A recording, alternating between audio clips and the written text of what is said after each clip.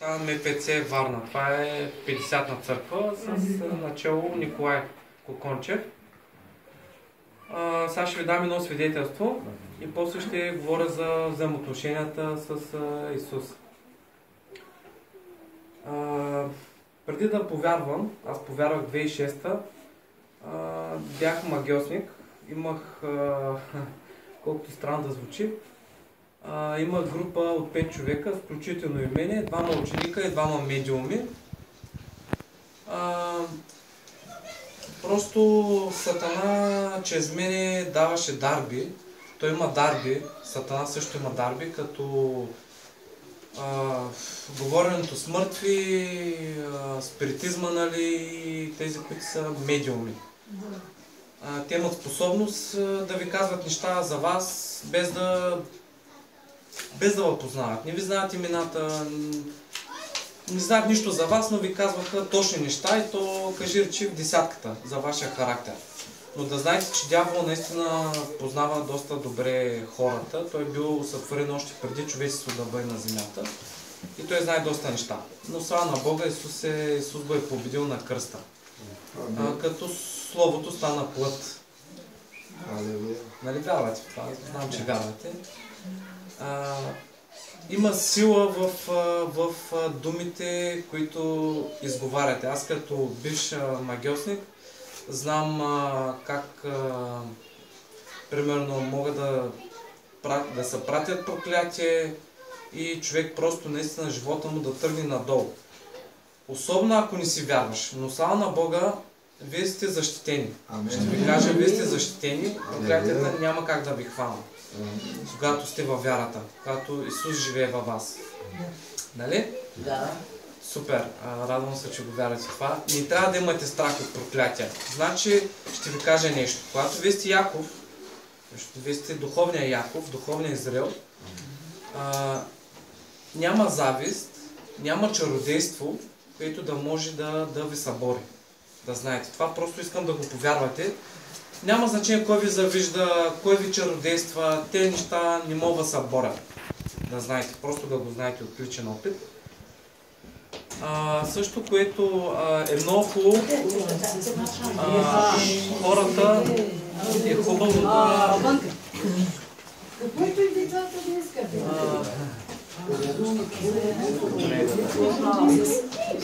Бог да обича.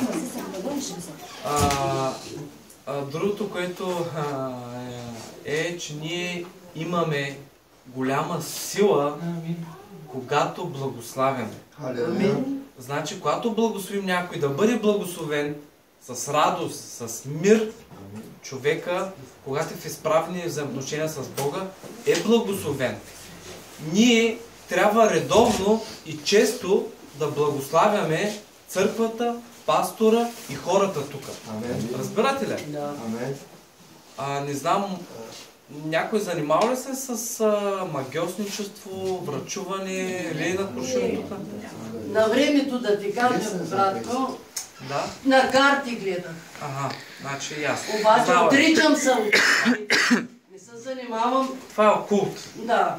Това си е вид окулт. Говорих пък, ако говорих. Ясно. Да. Добре. И Аз само питах. Добре, отричам благодаря. се от тези земни неща. Щом се покава един път, вече ти е простено. Само на Бога. Другото, което искам да ви кажа, че след като спрях да се занимавам с магьосничество, вече повярвах 2006 година, дявола ме излъга, така направи чрез наука, която говореше за молекулярното ниво в човешкото тяло, молекули и така нататък. По този начин ме завъртя и почна да се занимавам с радиестезия. Това е ментална радиестезия. Това означава, че ти в принцип няма кой значение, но менталната радиестезия е подобно на вид магьосничество. Само, че това е скрито. Аз мисля, че това е чрез наука, нали? Така нататък. Обяснявам на хората по някакъв начин, но да знаете, че радиестезията не е от Бога и станах радиестезист. Докато си бях вярваш, между другото. Новороден. Станах и преподавател И щяха специално в цяла България да отворят, аз бях единствения с това е училище Европа за професионално образование в терапевти стават професионалисти. Бях водех на масажист-терапевти професионално ниво, да стават масажист-терапевти на професионално ниво. И даваха ми такъв сертификат безплатно, забележете, безплатно, за да мога да водя радиестезия и минерал и кристалотерапия. Това са, ако чуете тези кристали и така нататък, ако разчитате на тях, да знаете по-добре не разчитайте на тях, разчитайте на Исус. Защото аз много голяма значение отдавах на тези минерали и кристали, но както и няма значение, Бог ме освободи от това. И не станах преподавател. Изгорих си, имах мастърска степен кетап, изгорих го. Изгорих всички други нива, които включваха точкови терапии, меридиани, акупресура, зонотерапия, рефлексотерапия и така нататък. Аз ги изгорих. Нали? Изгорих ги, слава на Бога, и тогава дойде това близко общение с Исус. И докато ги късах, докато тръгна да горя някои неща, и чух: ти си кучи син, ти си роден в грях. Викам, много ясно го чух. Разбирате ли? И слава на Бога, дойде наистина, имах много атаки, но дойде такава свобода, която просто наистина, както се казва, Яков 4 глава 17 стих, ако знаете да вършите добро, а не го вършите, имате грях. Нали? Добре, супер, слава на Бога. След тези скъсвания на дипломи и така нататък, аз вече не съм нито професионалист, нито преподавател, лицензиран. И сега съм с второ ниво, което, нали, слава на Бога, смятам, че е правилно. Там няма точкови терапии, няма такива неща. Има спа терапии и класически масаж, но аз съм масаж-терапевт.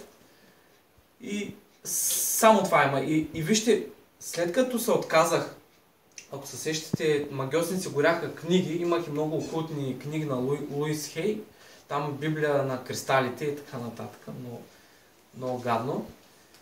След тези всичките кристали, минерали и акупресури и радиестезии и багети, не знам си какво, Бог почна да ме движи в това да говоря за окулта и да говоря за магиосничество, защото когато човек е бил окултист и е излизал от тялото си редовно, значи оставах си тялото в нас и излизах в астрала, нали, ако сте чули духовния свят.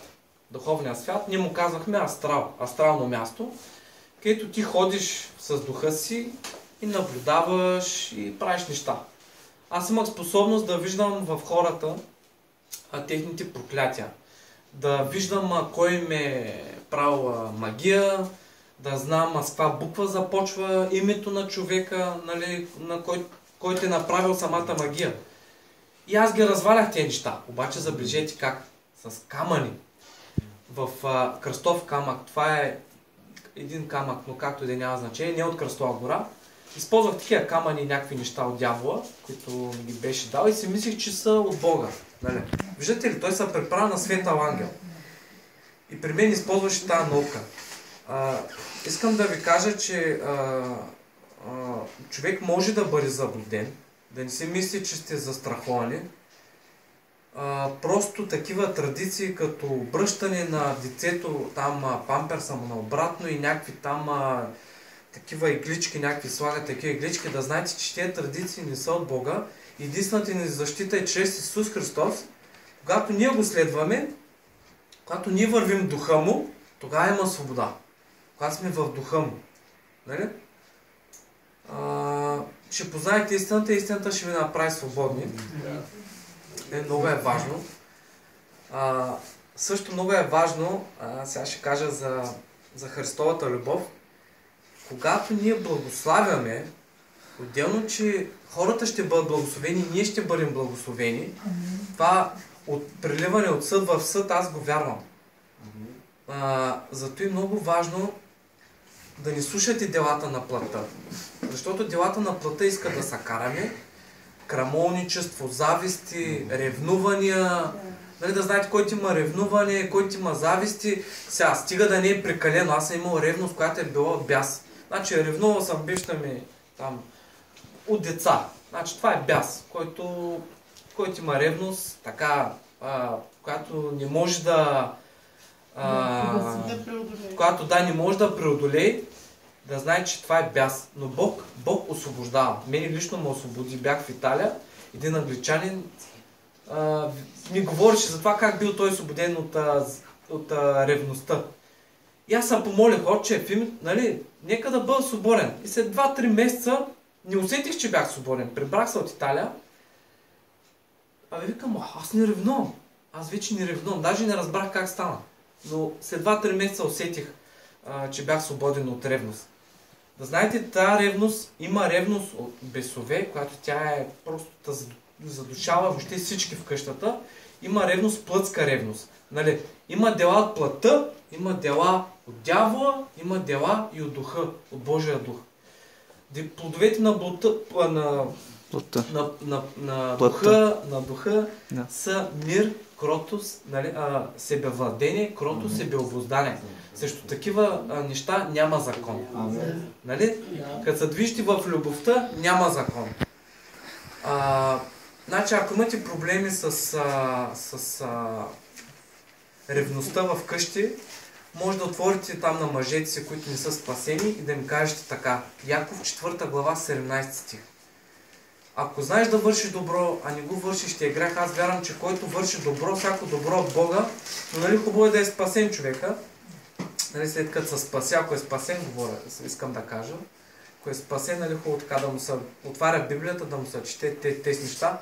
Защото много хора, примерно, има една светска система, че ако не ти поиска добро, да ни правиш добро. Нали? Не знам, чува ли сте го това? Така. Словото какво казва? Ако знаеш да правиш добро и не го правиш, ти е грях. Значи ние трябва да правим добро, ако знаем да правим добро. Да ни чакаме, да го направим. Това е. Това е много хубаво. И тогава тази любов, тя е излята в нас. Ние имаме Божията любов. Ние трябва да се обичаме много силно, защото ние имаме. Тоест, ние имаме. И мене лично ме освободи това нещо, защото аз някак си чаках силен потик да направя някакво добро за някой. Пък докато ние не трябва да чакаме на емоционално ниво да чакаме, сега се чувствам добре, значи сега трябва да правя добро, нали, щом сега се чувствам. Не. Духа трябва да води емоцията. Нали, ние трябва да се водим от духа, не от емоцията си. Защото сега днеска, примерно, не чувствам, че обичам жена ми. Днеска няма да я правя добро, защото не го чувствам, сърдит съм. Пак може да направи мъжа добро, или жената. Разбирате ли? Това е. Правите добро, да знаете, Бог ви е дал сила да правите добро. Това аз не знам колко време, но свършим ли време? Има още. Добре. Слава на Бога. Другото, което мога да кажа за личните ми взаимоотношения с Христос, тъй като съм виждал делата на дявола, запознат съм с него, след като се разделих с окулта, даже и бях новороден, забележете, бях новороден, а бях въвлечен в окулт. Бях новороден. Аз знаех Библията. Бях я прочел някъде около 3 пъти цялата, Новия Завет около 40 пъти, на 3-та година, когато бях християнин. И въпреки той, пак бях заблуден. Но срещу Христовата любов няма сила, няма власт. Когато вие се движите в любовта на Бог, когато вие давате свобода, и когато сте свободни, защото може да искате да дадете свобода, ама да не сте свободни, нали? Може. Казва Словото просто, че както да е, дал ни сила, така че ни вярвайте. Имате сила да правите добро. Ако знаете да правите добро, правете го. И тогава плътта, ревността няма да има сила над вас. Вие ще сте духовни. И като се движите в духа, ще имате мир. Защото знам, че някои хора, особено мъжете, са склонни да ревнуват. И жените, мене жена ме е ревнува, направо няма ви казвам, това е нещо, не знам, ама направо, те ти фаща душата, ще кажеш и не можеш то, не можеш Соня, не то става сет, лично време нямаш, да, винаги с тебе. Хубаво, добре, хубаво, да е с мен, аз съм съгласен, обаче да му оставя да диша, нали? Тогава окей, нямам нищо против, както да няма значение. Ще да ви кажа нещо за практиките на дявола. Лъжепророка и дявола. За дявола сега ще ви кажа нещо. След като се раздели с окулта, имах посещение от него. Не така, някои са го виждали, както аз виждам вас. Нали? Аз така не съм го виждал. Но аз имам духовно разпознаване. И особено при бившите окултисти е много силно. Те са много наясно с тези помазания, с тези сили. Да ви кажа, има индуисти, които правят възкресения. Индуисти. Това са... Разбирате ли? И при тях има изцеления. И при магиосници, белите магиосници също има изцеления. Разбирате ли какво е? И както да е, дявола дойде и ми каза така: искаш ли да работиш за мене? Викам, не, аз обичам своите си. Той ми каза, че той обича неговите си. Съближете, той ги бил обичал. Добре, викам, а каза ли им, че отиват фала? Къде ги обичаш? Нали ги обичаш? Викам, каза ли им, че ги обичаш? Че ще отидат фала? Викам. И такъв само, веднага се ядосва. И така няколко към седмица-две той ме посещава и така нататък. Исус, сега ще ви кажа като потвърждение, да не се смущава сърцето ви. Исус беше заведен от духа, от Святия Дух, в пустинята да бъде изкушаван, нали? От дявола. Дявола има сили. Освен, че говори, той има и сили. Има и дарби. Дарби пеене може да ти даде, дарби свирене може да ти даде. Да знаете, когато даде на някоя жена блудница, може да даде такива сили в краката. Някой мъж като погледни, или в гласа, или в очите, като погледни, ти нямаш Христос, ти не си спасен, си заминал, приятелю. Ти си влюбен.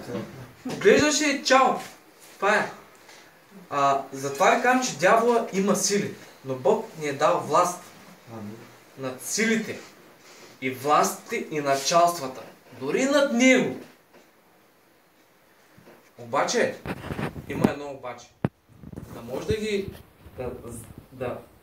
да се противопоставиш, ти трябва да знаеш. Ти трябва да имаш сила. Да имаш знание, което дава сила. А не знание, което е без сила. Нали? Атакуваш го със Словото. И той бяга. Когато го атакуваш със Словото, той бяга. Нали? Другото, което беше, че нали, много време съм атакуван с него. Аз преди бях много болен. Значи имах алергия към пилешко месо. Така, представете си да не може да ядете пилешко месо. Сега си представете да не може да ядете и свинско месо. Нали? А сега си представете да не може да ядете вафлички, да не може да ядете кекс с какао, да не може да ядете пасти, шоколадови и вафлички и тортички, да не може да ядете. Така, представяте ли си го сега? Да. Сега се представете да не може да излизате на слънце. Да не може да стоите където има слънце. Сега си представете да нямате висше образование, да не сте назначен на държавна работа и да може да работите само в работа в офис. А пък да няма как да работите в така работа. И положението как е, направо се... Нали? Сори. Това бях... Сори, да, направо много сори. Аз бях този човек. Аз бях този човек с тези алергии. Значи аз бях всяка седмица ходих 3 пъти да ми слагат инжекция, за да не бъда като труп. Аз бях няколко месеца на легло. 2 години от живота си не помня. След това магиосничество. След отказа. Слава на Бога, Бог ме представя.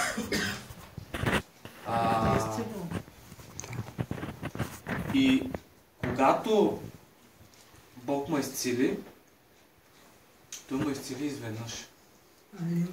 Значи нямаше постепенно, при мен нямаше постепенно изцеление. Аз бях изцелен изведнъж от всяка една алергия. Хора, не знам дали някой има ли алергии от вас? Към какво имате? Към антибиотика. Към лекарства. Ясно, към лекарства, добре. Аз съм се молил за алергии, хората са били освобождани. Както и да е, слава на Бога, слушах проповед 6 часа всеки ден, тогава не ходих на работа, имах свободно време. Ще долу да го държиш. 6 часа, 7 дена в седмицата. 2 седмици. И накрая нищо ми казваше, вярата идва от слушането на Христовото Слово. Викам, добре, ще го слушам толкова, докато не го повярвам. Някакси отвън идваше мотивацията и тя стана в мене вътрешна мотивация. Святия Дух ме мотивира отвън и аз почнах да се мотивирам само отвътре. Да си казвам, добре, ще слушам. Слушах. Помолих се, отивам, викам, сега ще ям краве мляко, ще пия, ще ям кисело мляко. Виждам от това на хладилника има месо, има краве масло, от всичкото и нещо яда. И сяда. И дявола идва. Или там беса. Не, бяс беше. Сега ти ще умреш. И вече чувствам как падам и вика сега, ти няма на кой да се обадиш. Вика, ти ще си паднал, ти няма да имаш сила да звънниш. Как ще дойде линейката? Кой ще спаси? Ти ще умреш. Викам, пък този, който му проповядваше, ми каза така.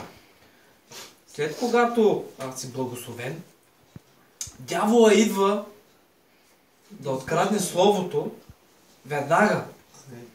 Това се случи с мен веднага, след като повярваш, съм изцелен, хора. Веднага дойде дявола. И аз казах, това е зеления светофар за мен. Значи съм на прав път. Що ма матака, значи продължава напред. Алелуя! И продължих напред и слава на Бога, наистина почувствах се, че умирам. Обаче не умрях. Нали? Слава на Бога, слава на Исус и сега разказвам делата на Господа. Друга така, имах и една болка в кръста, която е отворен прешен. Това нищо не се лекува. Не можех да нося тежко. Значи, представете се, от всички те са алергии, не можех и да вдигам и тежко. Значи, къв мъж съм, нали? Що не мога тежко да вдигна, ясно е. И така. И бях изцелен и от кръста. Занимавах се с спорт. Професионално. Значи, аз съм имал срещи, имал съм покани за професионални матчове по кикбокс в Гърция. И тренирал съм кикбокс. И коляното ми, и двете ми, дясното ми коляно специално, беше много, много зле. Болеше ме. Лакътя ми и той беше, вече ставите ми бяха износили от постоянните еднообразни движения. И Господ и от това ме изцели. Амин, слава на Бога.